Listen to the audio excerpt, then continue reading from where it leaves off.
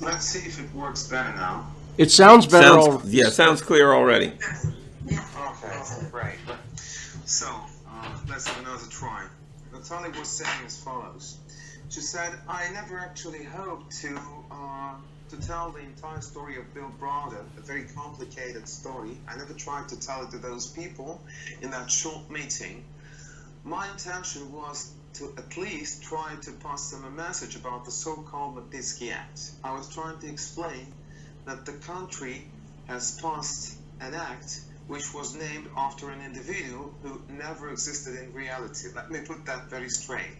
An image of Sergei Magnitsky, which was widely promoted by Bill Browder's huge PR campaign, that's an image of an individual who never existed in reality.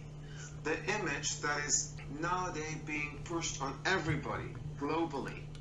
And the real Sergei Magnitsky, they didn't have anything in common. That's something that I was trying to explain to them. Natalia Garland Nixon here. So this meeting was about Bill Browder. Did it seem as though they understood what you were talking about, or they responded in any way to lead you to believe that they understood or were receiving the message that you were giving them about Bill Browder and the Magnitsky Act? Natalia, is this... good afternoon, Mr. Nixon. Sorry for not saying hello in the very beginning. Better late than never. Coming back to your question, I only hoped that the people whom I was meeting, that they did have a chance to review a short memo that I prepared in advance and that I forwarded to them before the meeting. I also carried the same memo with me to that meeting, but it was in Russian, of course. So I only hope, I cannot guarantee that, but my hope was that they did have a chance to look through it, even though different combinations are possible. But what I'm sure about is that my point was never those insinuations that Mr. Goldstone brought in afterwards. My intent for the meeting was totally different, like I told you. Well, and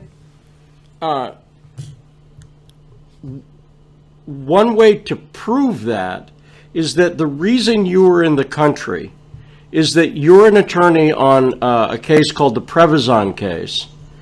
And that is a case that was created by Bill Browder, who went to the U.S. attorney in New York.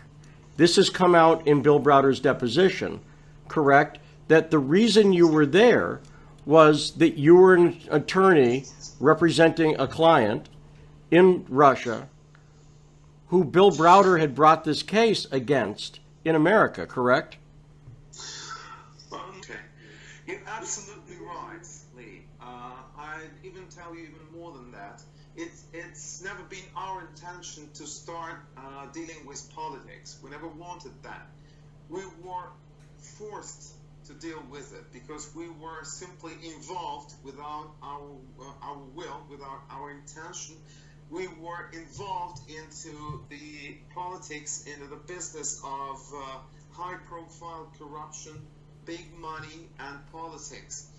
And I wouldn't preclude saying that there is a probability that some time ago there were lobbying attempts and lobbying efforts, and that lobbying was funded, among other things, with the funds illegally obtained from our country. Let me give you a bit more details on how this whole story started. Смотрите, какая ситуация. One thing I'm sure of, that you already know Bill Browder's story very well. I'm not that sure that you know Sergei Magnitsky's story as well. But let me start from the very beginning. Это человек, который... So, let me start with the very beginning.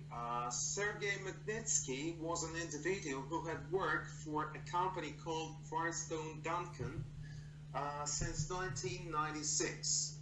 Firestone Duncan was a consulting firm established by an American, Mr. Firestone. He was actually the only American citizen in this whole story and in this big company. So, Firestone established a firm, a consulting firm called Firestone Duncan in Russia, in Moscow. actually the primary purpose, the primary goal, the primary goal of the firm was to develop different sorts of schemes, financial schemes. And by the way, even though Mr. Feinstein holds a license as a lawyer, he hasn't been practicing as a lawyer, not a single day of his life, since 1991, when he was granted that license. Everything that I'm going to tell you right now is supported by the evidence and testimony of 19 witnesses who have been deposed under the Prevezon case in the United States, plus it is also supported by the testimony of 40 witnesses in general on the different cases which are pending currently in Switzerland and in other countries too. Plus, it is also supported by a lot of various sources like materials, records, files, etc. Besides, in my capacity as a lawyer, I have also interviewed a lot of people here in Moscow. I've interviewed those people whom Mr. Browder claims to be the perpetrators of the so-called 230 million tax fraud. The people who allegedly were involved into the arrest, torture, and death, or, as Mr. Browder loves to call it, into the murder of Sergei Magnitsky. So, to begin with, how it all started. I mean, how I started interviewing all those people, the group of individuals who, to a greater or lesser extent, were involved in this story. It all started in August 2012. Please remember this date. It was in August 2012 when my client's name was for the first time ever mentioned in the media in connection with Sergei Magnitsky's story. And by the way, let me make this comment. Notwithstanding the fact that nowadays all the Western media, including American ones, but not limited to them, all the Western media today, they claim that there is no freedom of speech in the Russian Federation, that this country suppresses any free media, etc. But you can find no other country on the globe that would spend as many efforts, and dedicate as much time to covering Sergei Magnitsky's story. Not even a single American media or any other Western media would be equal to Russian media on that account. So, when I just started my own investigation, of course, I read a lot in the internet, in different platforms. I read the touching story of heroic behavior of Mr. Bill Browder, his role in these terrible story, his investigation, all his efforts he put into it, etc. But when I moved from that touching story in the internet, when I started to look into the documents, and by the way, Mr. Browder himself was flaunting the piles of those documents like a flag, you know. When I started looking through those documents that he himself was referring to, I realized that the whole story was built on piles of lies.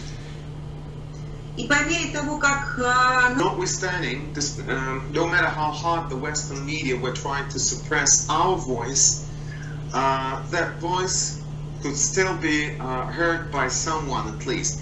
And you can follow it very clearly. Within the last couple of years, even the story told by Mr. Browder himself started changing a bit. Very gradually, but still changing.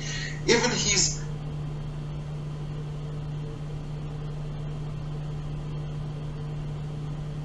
Oh, we've lost him. We lost Murat.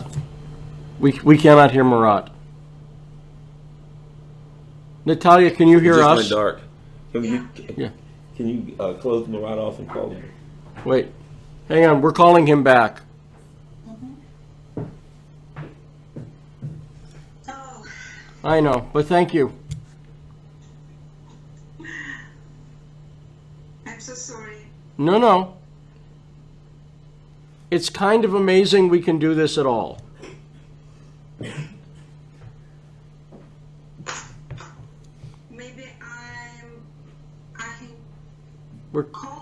We're calling. 1 second. Natalia, Yes. Yeah. We're Murad? No. Didn't work again. 1 sec.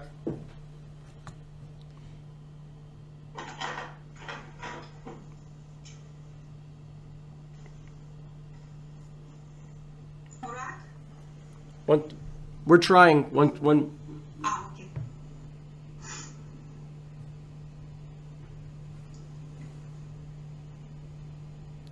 It's dialing. We are read There he is. documents from Prevision case. What was the last thing that you could hear me? Well, Murat, let me do this. Let me guide this a little bit Okay. on a part, okay? And then I'm going to do this, and then you ask the question about the lawyer. Sure. Now, Natalia, Bill Browder, as you know, has testified in front of the U.S. Senate, where he took an oath to tell the truth. Can we ask you a few short questions about things that he said to the Senate under oath and what the truth is? Наталья, позвольте мне, немножко забегая вперед, поступить следующим образом. Как вам, несомненно, известно, Билл Браудер давал официально показания в Сенате Соединенных Штатов. Start with the Magnitsky lawyer. Торжественно говорить только правду. Мы все это знаем. Позвольте мне задать вам несколько коротких вопросов по поводу содержания. Yes, of course. Okay, first question. Bill Browder has continually portrayed Sergei Magnitsky as a lawyer. To your knowledge, is Sergei Magnitsky a lawyer? Has he ever practiced law? And what is your knowledge about that particular issue?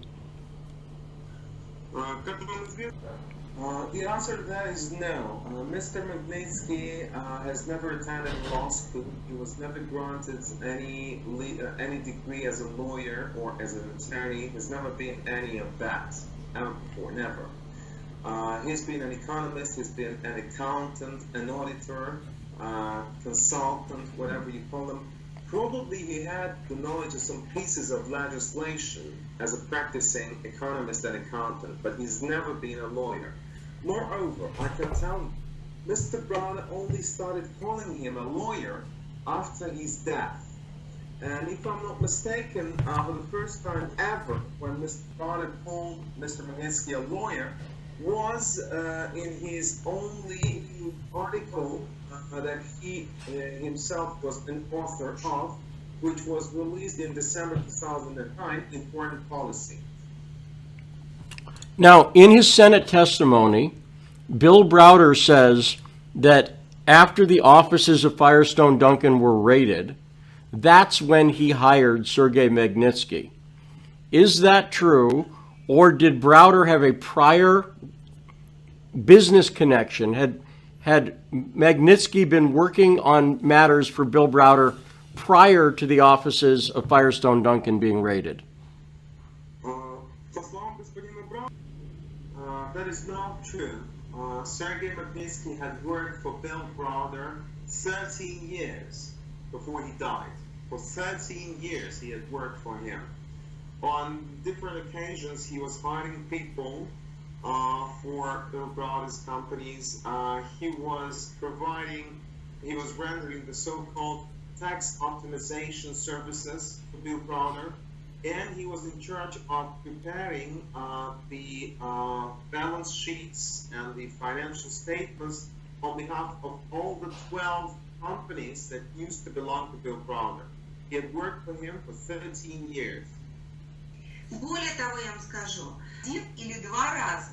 Now, a few more details from the testimony of Sergei Magnitsky himself, because he testified, if my memory doesn't slip me, he testified about 14 times under about 19 criminal cases that were launched against Browder's group and against Browder himself as an individual since 2004. The first criminal case launched was in 2004. And as I said, there were about 19 of them, and Mr. Magnitsky was interrogated for at least 14 times, and every time he insisted that he was an accountant, that he was an auditor, and never ever did he mention that he was a lawyer or an attorney, nothing like that. For many years, he had been actually a staffer, a member of the staff of Paris Duncan, even though it's worth mentioning here that particularly for tax optimization purposes, as they called it, they were pretending him to be the so-called individual entrepreneur, because according to the Russian law, he was allowed to pay the reduced tax rate, like 6 or 13%, depending on the particular scheme of taxation that was chosen. But for many years, he had been a member of the staff of Firestone Duncan. He regularly rendered services to Bill Browder and his companies, and never ever in his testimonies he claimed to be a lawyer. He insisted that he was an accountant. He wasn't an outstanding lawyer who was retained for any particular purpose. No, he was just a regular staffer who continuously worked on Bill Browder. Natalia, you have been portrayed many times in the American media as a Kremlin-linked lawyer or a Kremlin lawyer. Can you comment on whether or not there are links, what links there are that you have to the Kremlin, or a comment on those particular portrayals? The only thing that I could add up to what you've already said is that on multiple occasions your media also called me devil's advocate. Что, видимо, для многих является... Конечно, это не так. It seems that nowadays these two terms have become synonyms in the Western media. So being Kremlin's lawyer is equal to being a lawyer to the devil himself. Понимаете, то, что... The fact that my position is the position taken by the Russian law enforcement authorities does not make me Kremlin's lawyer, not in the least. I am acting as a whistleblower to the law enforcement authorities. The fact alone that I was communicating some information to the General Prosecutor's Office of the Russian Federation does not make me a Kremlin's lawyer or a government lawyer, not in the least. I was more than willing, and I'm still more than willing, to share the same information that I have as a professional, to share the same information with the law enforcement authorities of your country too. I was more than willing to share that information in the testimony which was scheduled in the U.S. Congress, which never took place, by the way. It was disrupted. It was stricken off the agenda. But I was more than willing to share that information with the U.S. Congress. Would that also make me the U.S. Congress lawyer? I don't. Do you need to go? I need to go. Garland needs to go. Thank you. Okay. But I'm staying. So let me let me pick up on that point. But I want to come back to some of Browder's testimony. You've been seen in photos sitting in Congress. The day that you were sitting there, you were scheduled to testify, correct? But the testimony was scuttled. It was canceled. That's why you were sitting there, correct? That's correct, absolutely. The reason why on that very day I was in the U.S. Congress was because I was scheduled to testify in front of the U.S. Congress, and the only reason for me to have that meeting with Donald Trump Jr. was that I was begging for an assistance to not let anybody prevent my testimony. That was the only thing that I was asking for, just to give me a chance to talk to the U.S. Congress. And by the way, I wasn't alone there on that day. I was accompanied by film director, Mr. Andrei Nekrasov.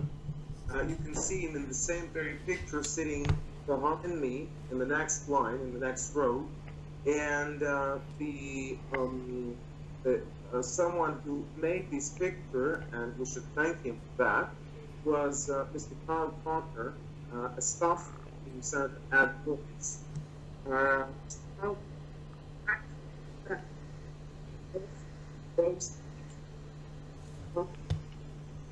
Мурат, не слышно.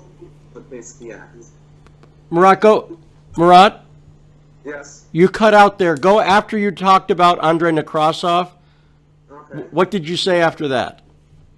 Yeah, Natalia was saying that I wasn't alone in the U.S. Congress on that day. I was accompanied by film director Mr. Andrei Nekrasov. And by the way, the only thing that I was begging for in that meeting with Donald Trump Jr., I was begging to be given a chance to talk to the U.S. Congress. I was begging so that they would help me to prevent anybody from striking me out of the agenda. That was the only thing I was asking for. I was begging for a chance to speak to the U.S. Congress. So in that picture, you could see both me and Mr. Nekrasov, who was sitting right behind me in the next row. And the picture was made, we should thank him for that. The picture was made by Mr. Kyle Parker, who is a staffer to Senator Ad Royce.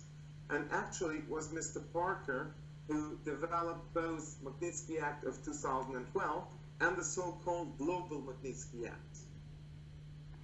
Yes, Kyle Parker is mentioned. He's been working with Bill Browder for many years, correct? Well, if we refer to Bill Browder's book, there's a whole chapter that is dedicated to Kyle Parker. The chapter is called, if I'm not mistaken, The War of Kyle Parker. And if you read it, you will have an image of Kyle Parker as a very sentimental and even hysterical individual. Even though after I talked to him myself, I had quite a different opinion. He's quite a reasonable individual. He speaks Russian very fluently. He's very proud of the fact that his wife comes from Ukraine originally. And he says that he appreciates and loves the Russian culture, Russian literature.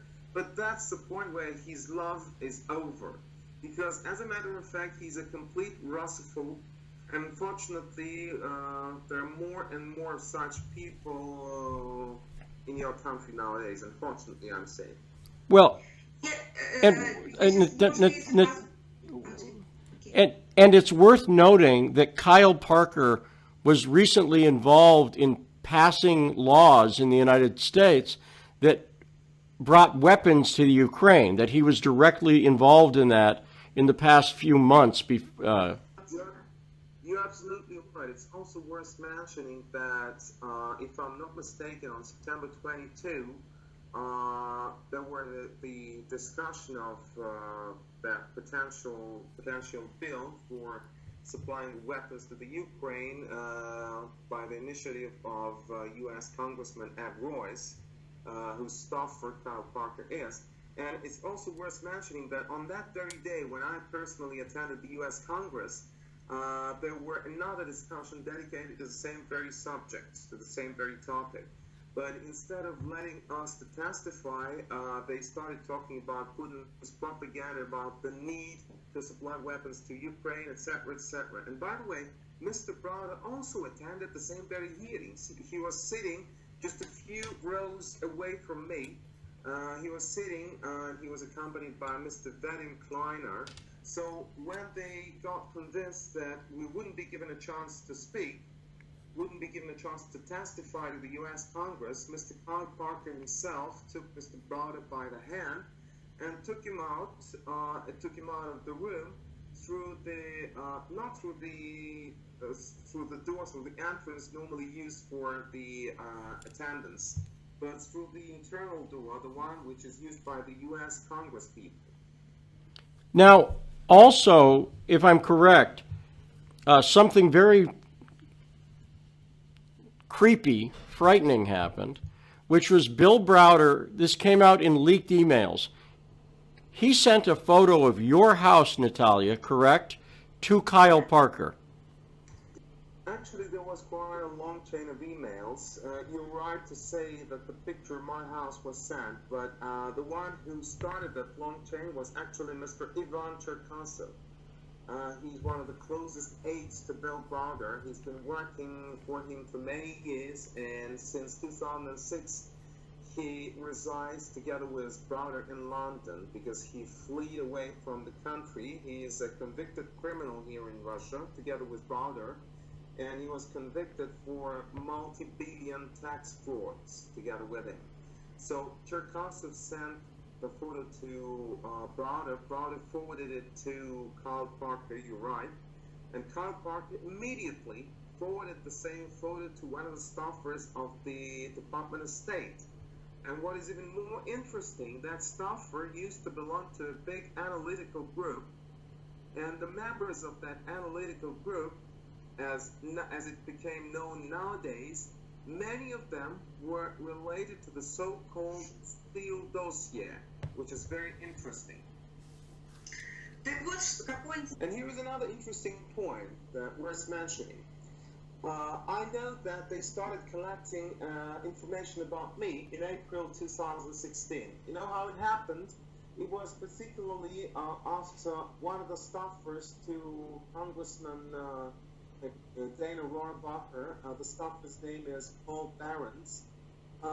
He accidentally sent a link to film. Murat, you cut out after you mentioned Dana Rohrabacher.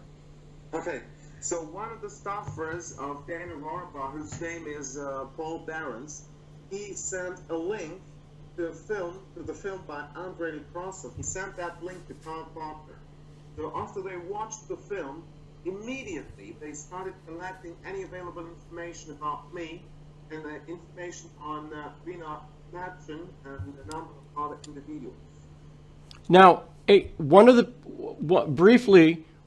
people, you didn't say their name, but I will say, that's connected to this is Jonathan Weiner. Jonathan Weiner worked for John Kerry for many years. He's also connected to Bill Browder. Bill Browder writes about him in the book. And Jonathan Weiner is directly connected to the Steele dossier too, correct? And those three individuals whom I've just mentioned, Jonathan Weiner and Andrew Weiss and David Kramer. And David Kramer, those three individuals, we know that for sure now. Those were the three people who stood behind Browder's efforts to promote his false story in the media. And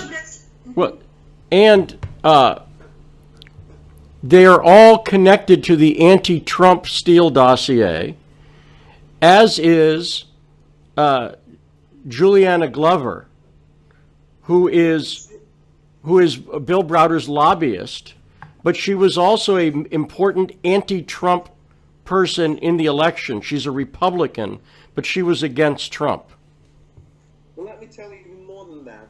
Even long before Juliana Glover had become Browder's lobbyist, long before that, even before Sergei Magnitsky died, actually, while he was still alive, the one who had become Browder's lobbyist, the one who was very actively promoting his version, was no one else but Jonathan Weiner. Now, Murat, we can't hear you right now. Oh, can you hear me now? Yes. Ah, great. So, Nasani was saying that I myself found at least 10 occasions when Mr. Kramer was providing Mr. Browder with a platform to promote his story, and in a number of forums and conferences, etc. But my understanding is that some of the people did it knowingly, while the others were used without their knowledge. Like, for instance, Senator McCain, they probably decided to use him because they knew of his very particular attitude towards Russia in general. They knew it would be very easy to use him. They also used Senator Cardin, who was one of the co-sponsors of the Magnitsky Act. But nowadays, as you can see, Senator Cardin continues moving in the same very direction after he released that report wherein he speculates that apart from hacking attempts, apart from meddling with the elections, Wait, go, Murat, yes. say the part again from McCain. You started to go out. Say the part again from they used McCain. Yeah. So unlike other people who did it knowingly, they also used some other individuals even without their knowledge. Like, for instance, Senator McCain. They probably knew that it would be very easy to use him because of his very particular attitude towards Russia. They also used Senator Cardin, who, as you know, was one of the co-sponsors of the so-called Magnitsky Act. But nowadays, Senator Cardin continues the movement in the same very direction after he released that so-called report where he speculates that Putin's regime, apart from hacking attempts, apart from meddling and interference with the elections, Putin's regime is also to be blamed for some political murders, etc. И вот смотрите еще. And you know, I'll give you just 1 minute to finish on that. Wait, Today, Murat. Yes. Okay, starting. It was just bad audio. Yeah. So today, having analyzed a year-old story of the so-called Steele dossier, and having compared it to our own story, to the case that I was working on, I've come to the conclusion that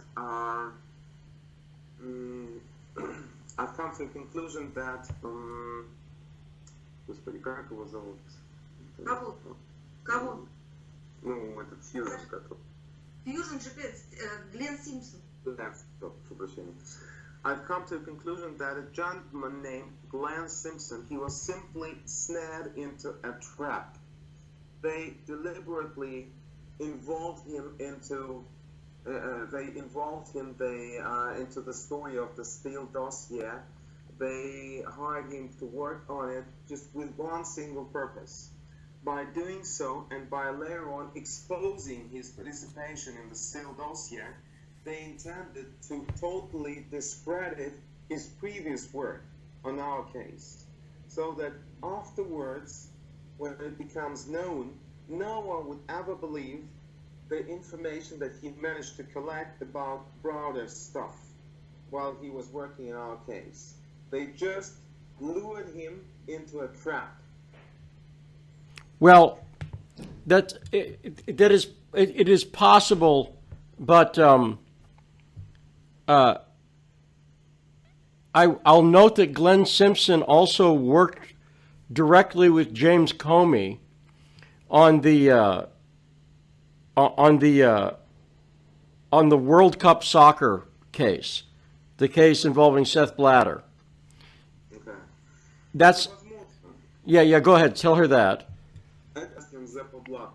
And later, Glenn Simpson was doing reports on the Ukraine that Jonathan Weiner gave to Victoria Nuland. This was in 2013, around that period of time. So Weiner was working with. He was the one who recommended it. This is when John Kerry was Secretary of State. So these relations with Simpson are interesting because they go back with both Comey when he was the attorney for New York, the same job Preet Bharara later had. James Comey, before he was director of the CIA, was the state's attorney for New York, and that's when he first worked with Glenn Simpson on Russia issues too. I mean, forgive me, not on Russia issues. The Russia connection, on the World Cup case was many people were upset that Russia got the World Cup, and Simpson was the person who helped get the information to get revenge for Russia getting the World Cup, basically. Okay. To be honest, this is the first time that I hear that. Thank you so much, because I've never heard about that part of the story. I only found I only found out about it a couple of weeks ago, and I have a contact who has direct knowledge of the World Cup situation that I need to investigate more. But everything I said is public record, is very easy to confirm. Okay. Поэтому вот у меня такой Forgive me. By the way, forgive me. I misspoke. The person who was involved in all this wasn't Simpson, it was Steele. Forgive me. It was Christopher Steele, not Simpson. Forgive me. I see. Я допустил ошибку, грубую ошибку, Наталья. Прошу меня извинить. Я уже оговорился. Лицо, которое участвовало во всех этих делах, это был Стил. Не Симпсон, а Стил. Прошу прощения. Поэтому я очень удивилась. Почему? Потому что я подобное что-то уже слышала по поводу Украины, по поводу FIFA. Yes. Связано со Стилом. Но здесь я хочу вам сказать абсолютно точно следующую вещь. Когда мы работаем, я все не смотрю не в то место, я смотрю на вас на экране, а не в камеру. Когда мы работали по делу Браудера и в компетенцию, в полномочия, в задачи господина Симпсона включало это вручение повестки Браудеру, ну, организация вручения повестки, а соответственно он должен был найти имущество, бизнес, там, его передвижение и так далее в Америке, чтобы мы могли ему вручить повестку в суд на допрос. Я точно совершенно могу вам сказать, что у Глена Симпсона не было источников в Великобритании уровня расследователя,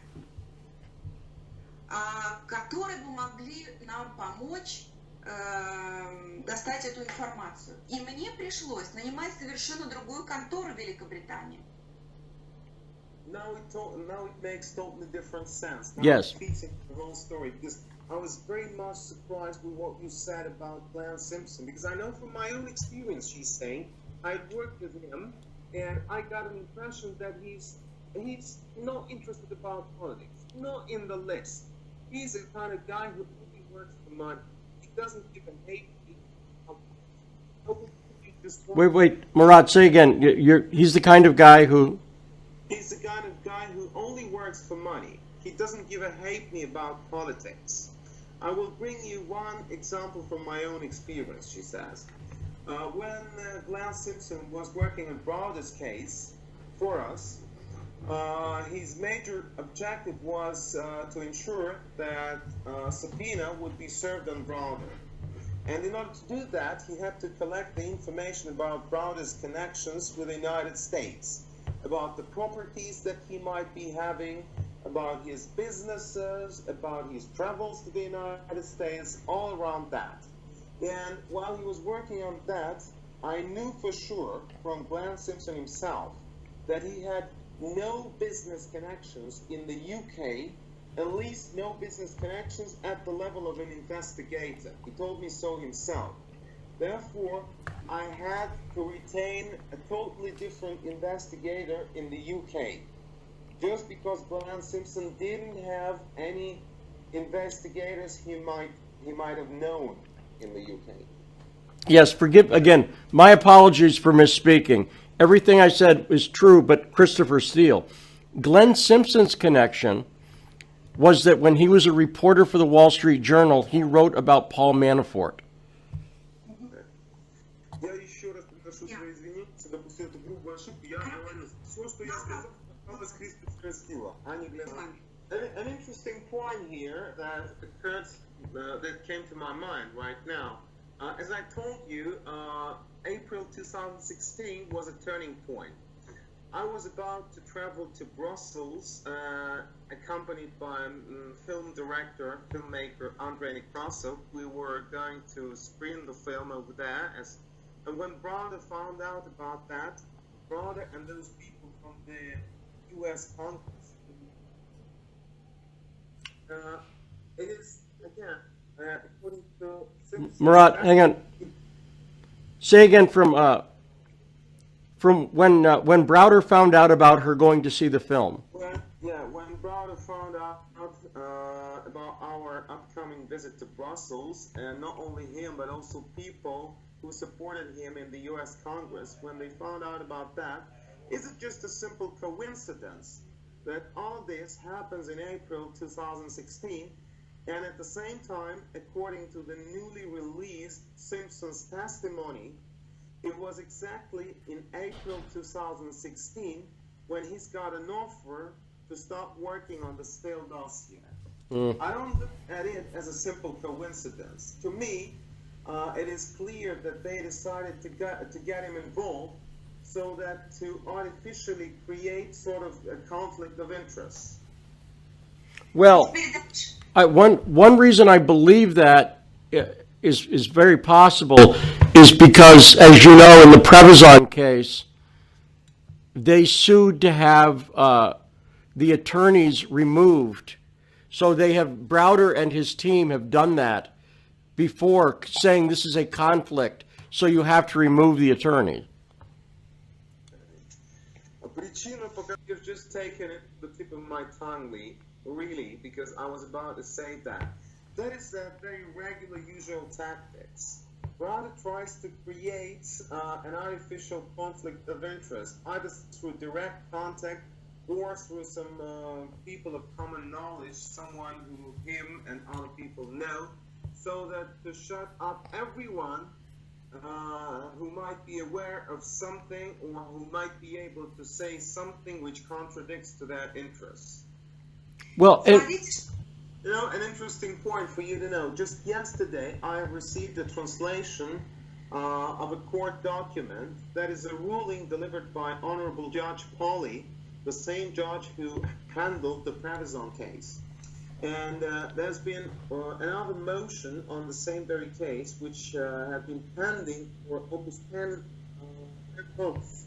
wait, Murat, it's been pending for over 10 months. 10 months. And then just yesterday I received the translation. I strongly recommend, I insist that you review that ruling. Judge Pauly denied Browder's motion seeking the compensation of the legal fees and the fees of his attorneys from Baker Hostetler, the law firm that he disqualified. Wait, Murat, hang on. I strongly recommend that you read the language of that ruling, because it's very, very colorful. Judge Pauly writes down as follows. He says, as we all know, that long and complicated case was settled between the U.S. government and Prevezon, but even before the inks have dried, Hermitage Capital moved to punish the Baker Hostetler, as if it was not enough that the law firm was disqualified from the case. Hermitage Capital wanted to punish them financially also. And then he makes a footnote. Natalia, Natalia, you can email this to me? Yes, of course. In Angliski, na Ruski. Yeah. These appears to have been a coordinated tactic. In addition to seeking $1 million from Baker Hostetler, Hermitage and Browder, just a day after this case was settled, continued their no-holds-barred campaign against Prevezon by filing a complaint mirroring largely the same allegations in this case with Dutch law enforcement authorities. Consequently, Dutch authorities seized an asset located in the Netherlands belonging to Prevezon, disrupting the settlement that Prevezon had reached with the United States. The United States versus Prevezon Holdings LLC. Well, I don't know if there's a Russian translation for this, but I have noticed Bill Browder has a very small bag of tricks, and he uses the same tricks over and over again. And I'm sure you've read this, the interview that he did many years ago with a Canadian professor, where he discussed how he works with the media. And this was before any of this happened. He discussed how, as a businessman, he worked with the media to influence the media. That interview is very instructive. I'd appreciate if you just send me a link to that interview that you have just referred to, and in the meantime, I forwarded to you a document from the case file, docket number 763. That's the very ruling that I was referring to, the ruling by Judge Pauly. And by the way, I should like to make a comment.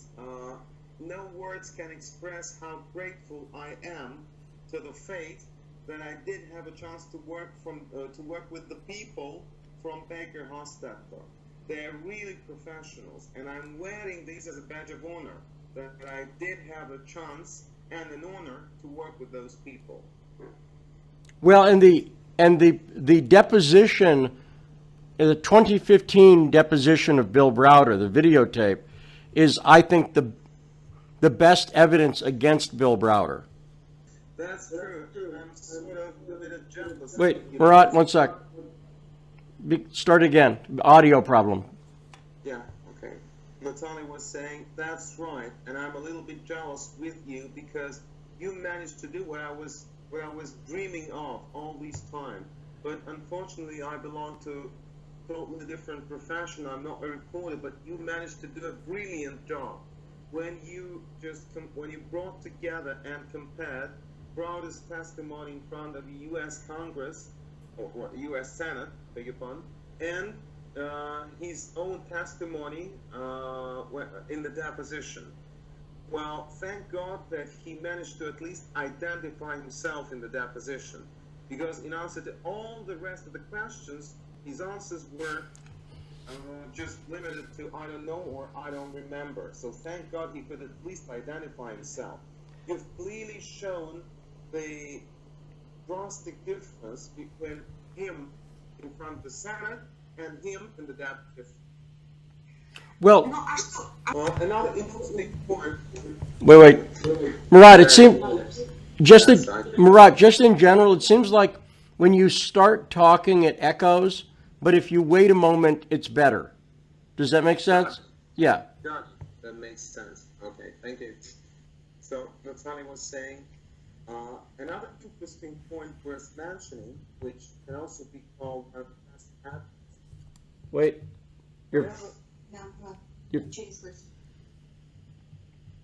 Start from.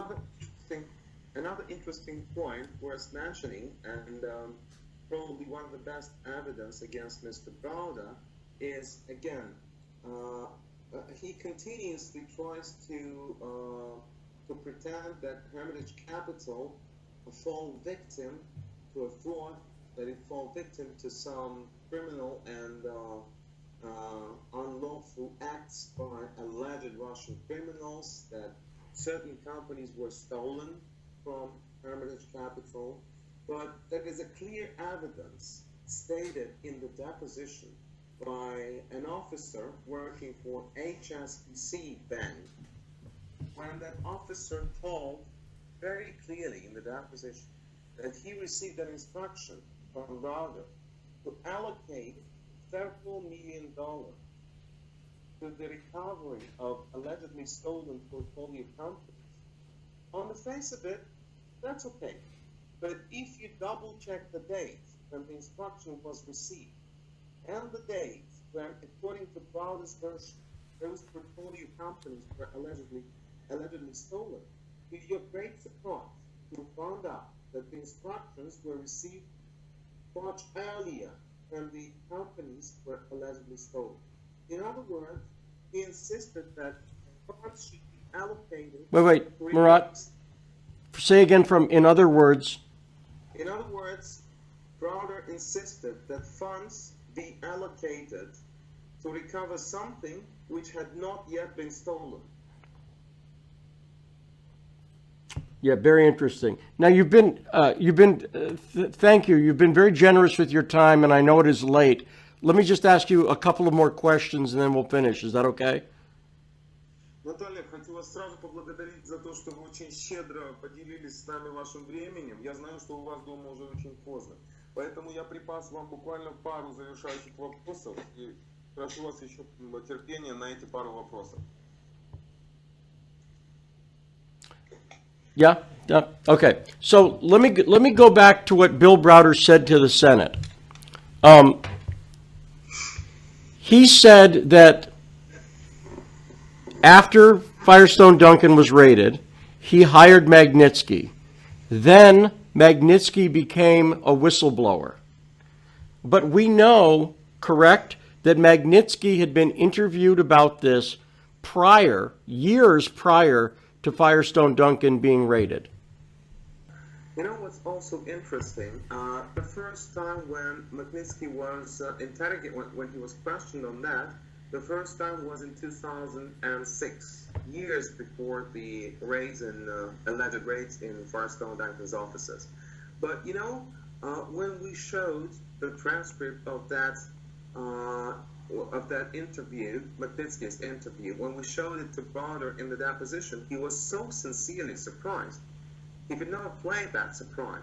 I mean, when I was looking at him, when I was watching him in the deposition, I had the impression that he was just no more than just like a speaking head, like a straw man. When he was instructed to speak certain things, and whenever he was produced real evidence, like the transcript of the deposition of Magnitsky, was so sincerely surprised, he simply broke into perspiration. There was nothing he could do about it. You know, these days, an impression is developing more and more in me that Browder is nothing more but just a talking head. He really doesn't know the subject matter properly. I'm telling you. Let me bring you another example. Just a week after the official complaint was filed in the United States against my client, I had a very strange meeting with a representative of Browder. As I have just mentioned, just a week after the complaint was filed against my client, a lawyer whose name is Mark Fagan approached me. He introduced himself to be a representative of Browder, and just for your information, just for your better understanding, Mark Fagan is a lawyer who's been involved in the most anti-Russian politically motivated cases recently. Like, let me just give you a few examples, like the case of Pussy Riot Band, then the case of Nadezhda Savchenko, the Ukrainian pilot, and a number of others. So he approached me for the meeting. Sorry, my mistake. When he approached me, he never said it directly that he represented Browder. He said that I represent the people who have their interest in the case. And the case was, without beating around the bush, he spoke to me in very plain terms. He said, I know that there is a case launched against your client in the United States. And we have a different case in the UK. So if you help us to find some compromising information against our opponent in that British case, we'll help you to get rid of the American case. And when I asked him whom he was representing, he said, I represent people who have interests in the British case, but he never mentioned Browder's name directly. So he was asking me for any compromising or damaging information against Mr. Pavel Karpov, who dared to go to court in the United Kingdom against Browder. Well, to me, it looked like Mr. Fagan was representing Browder's interest, but it was obvious at the same time that it wasn't Browder who sent him to me. So after I just reviewed a number of documents later on, I got an impression that there was somebody standing behind Browder in his shadow, but someone whose authority is so high that Browder has absolutely no doubts in following the instructions of that individual. I don't know who that is, but there should probably be someone else. Well, let me give you some information. When I was a reporter at Breitbart News, there was an editor there named Rahim Kassam. Because just give her that for start. Okay. Позвольте, я с вами поделюсь кое-какой информацией. Когда я был журналистом и работал в издательстве Breitbart News, там был один редактор, которого звали Rahim Kassam. Rahim Kassam. Now, Rahim is the editor of Breitbart London. He used to work with Nigel Farage. Okay. Rahim, он является редактором лондонского издательства Breitbart News. Он в то время работал с господином Фараджем. But in London, he's from London, he used to work with the Henry Jackson Society. Но также, находясь в Лондоне, он лондонец, он работал с так называемым обществом Генри Джексона.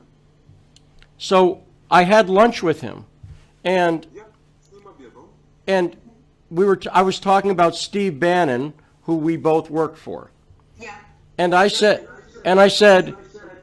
it's very frustrating that Steve won't listen to me because Bill Browder is at the center of a lot of this anti-Trump stuff. And Rahim surprised me and he said, "Oh, I know Bill Browder." Yeah. I said, "What?" He said he used to come into the Henry Jackson Society, Yeah. okay. and he said that's where they were writing the Magnitsky Act. Any more times. Okay. And he said it was being developed there. Now, the Henry Jackson Society is... Эндрю Вуд. Это еще один человек, который является руководителем лондонской площадки Генри Джексон, сэр Эндрю Вуд. Sir Andrew Wood is another individual who's also in the center of the so-called Henry Jackson Society. He is in charge of that platform, the London platform.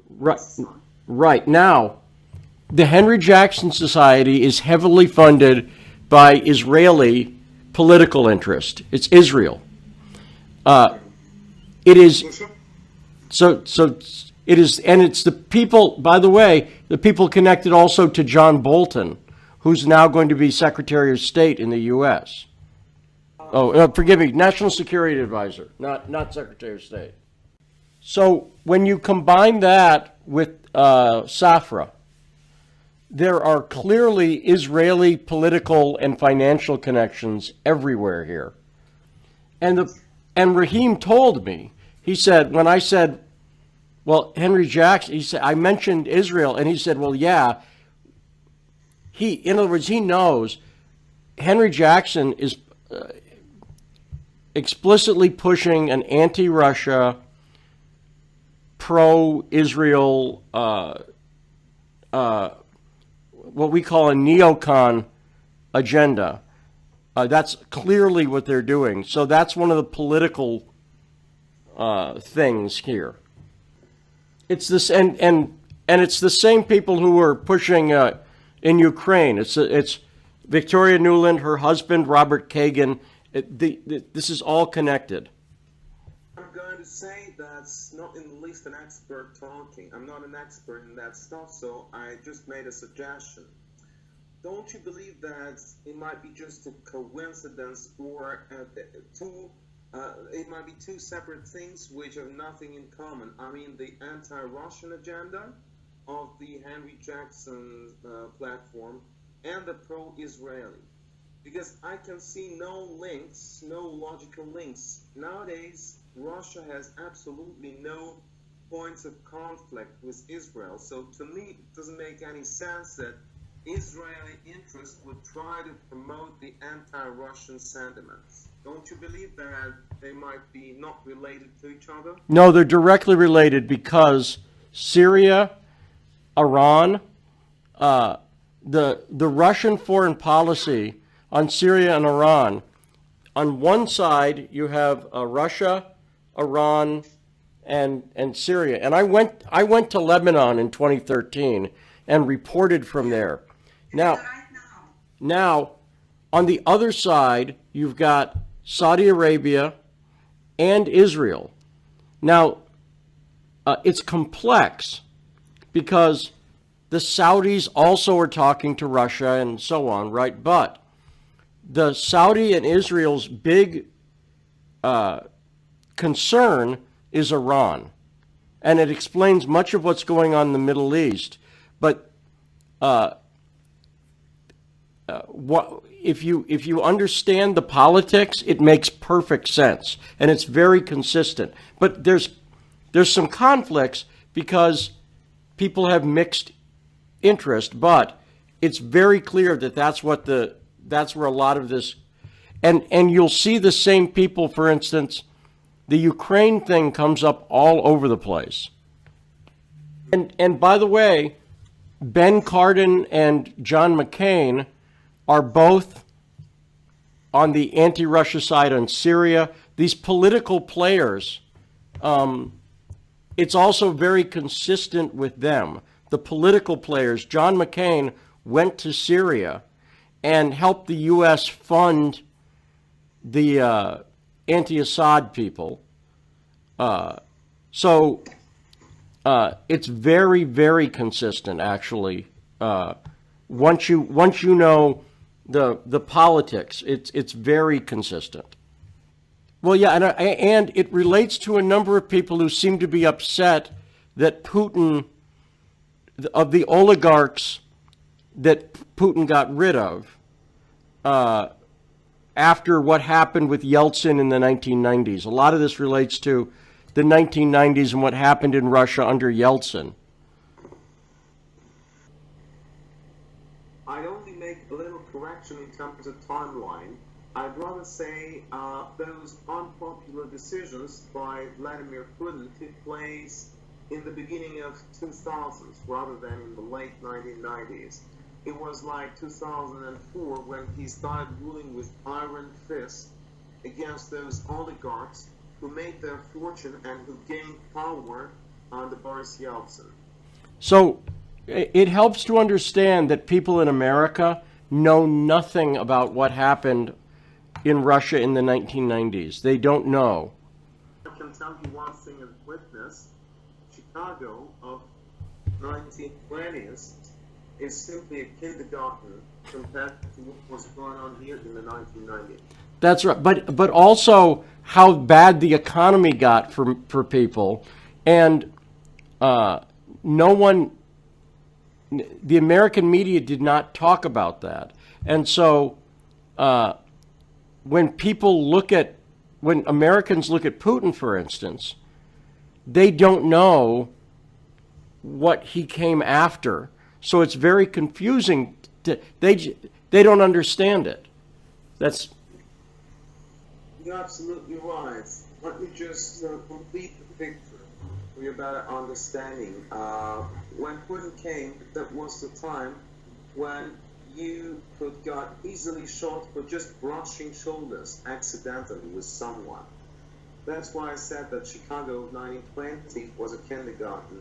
Only blood and money were ruling the streets in 1990s. And no people of sound mind would decide to come to such a country back then, to say nothing of the financiers, who are more than reasonable people normally. But it was Bill Browder who decided it was the right time for him to come and make business. Bill Browder and people around him, they decided that that was the sweetest time, the best time ever, to come and make a fortune. Well, and for me to understand the story, I had to learn Russian 90s history. I didn't know anything about it either. And so I forget what they were called. I need your help, Murat. When they issued the certificates to everybody, that gave everybody after the fall of the Soviet Union. Voucher. The vouchers, yes. So I didn't know anything about that. Once I learned that, and I saw that Bill Browder made a good deal of money on those vouchers, it all started to make sense to me what was going on.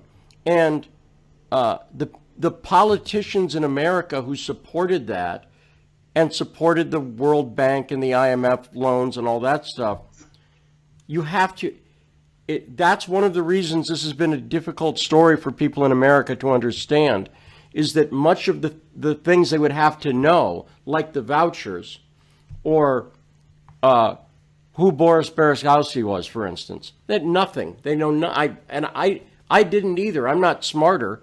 I've had to learn it to understand this story. You're right. Hollywood can guarantee their successful future for at least 30 years if they make scripts on the history of Russia in 1930. Well, and someone like Khodorkovsky, who everyone in Russia knows, nobody in America knows. Nobody. And so, and to understand Khodorkovsky, so when Browder mentions Khodorkovsky, nobody knows anything, but they don't know about the deal that he made with Avismo. It was Avismo, right? Yeah, I'm Yes, but it's that kind of thing. This is part of the reason I think the story's been so difficult, is that things that everyone in Russia knows, like I say, Khodorkovsky, nobody here knows that. That's right. And let me tell you something. Maybe you didn't know that. Did you know that since 2006 until very recently, the one who was lobbying Khodorkovsky's interest in the United States, starting from the time when he was in power, and in the meantime, when he was in prison, until very recently, it was the same Jonathan Weiner who was lobbying Khodorkovsky's and his Manhattan group of companies' interests in the United States. Did you know that? That Weiner was investigating Khodorkovsky, you're saying? No, he was lobbying. He was lobbying. Oh yes, I did see that. Yes, and it's well. See, and in America, the purpose, what Browder does politically, is ask Natalia, does she understand the difference between Fox and MSNBC politically in the U.S.? Fox News and MSNBC? Undoubtedly, yes. I do understand the difference. So what Browder does is Fox is for the Republicans, the right. MSNBC is for the left. But he goes on both, and he tells the right what they want to hear, and he tells the left what they want to hear. Yeah. And Exactly. I'm totally wait, Murat, start it. Start again. Exactly. That is my point. What he's doing, he manages to be white and fluffy both for the Republicans and for Democrats. When he talks to Republicans, he points at Glenn Sitton and says, this is the bastard who was involved in making that notorious Steele dossier, the anti-Trump dossier. When he talks to Democrats, he says, that was ugly Veselnitskaya because she wanted to pass some damaging information on Hillary Clinton. So he makes himself look white and fluffy for both parties. And the Да, и вот сейчас, именно по этой причине меня не хотят. And that's very effective tactics, because nowadays neither right nor left channels want to talk to me. For the right channels, I'm bad because I worked with Glenn Simpson, who was involved in anti-Trump stuff. For the lefties, I'm bad because I allegedly was about to pass over some damaging information on Hillary Clinton.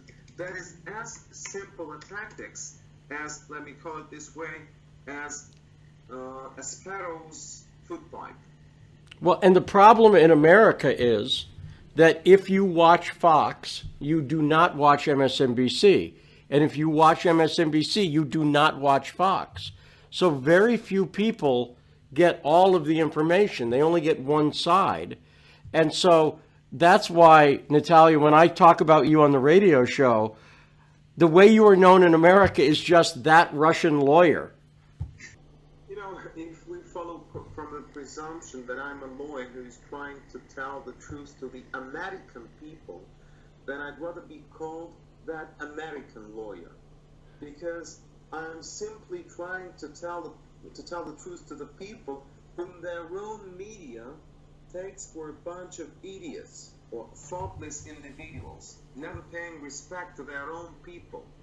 And their own media is trying to push the American people to make war against our country without ever thinking of consequences, not even letting them to have the full picture, the complete picture of what is going on. Well, and that's why I said at the beginning, and I'll let you know, because I know it's very late there. I thank you so much.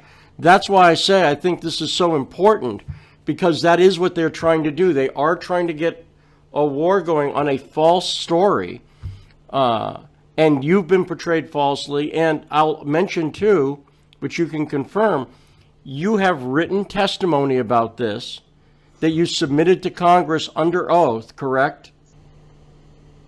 Again, I stuff? have that someone tries to interfere because that she cannot hear me on the No, same. I think she can hear you. You just came back. You sound good now. Okay. Потому что здесь СМИ important.